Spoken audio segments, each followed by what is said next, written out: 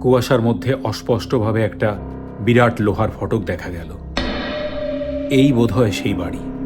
ফটক খুলতে বিন্দুমাত্র সমস্যাই হলো না, কারণ প্রভুজির হাতের সামান্য স্পর্শেই বোঝা গেল ফটকের গেটটি খোলাই রয়েছে।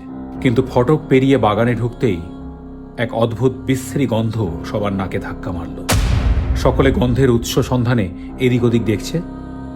এমন সময় একটা বরফ ঠান্ডা হিমেল হাওয়ার ঝাপটা এসে মশালগুলোকে নিভিয়ে দিল। একমাত্র প্রভুজির হাতের মশালটাই দাউ দাউ করে জ্বলতে লাগলো।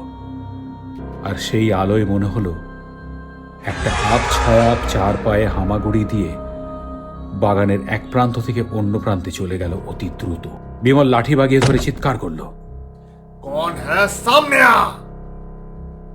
উত্তরে বাতাস ফাটিয়ে একটা পৌষাচিক খলখলে হাসি ছড়িয়ে পড়ল।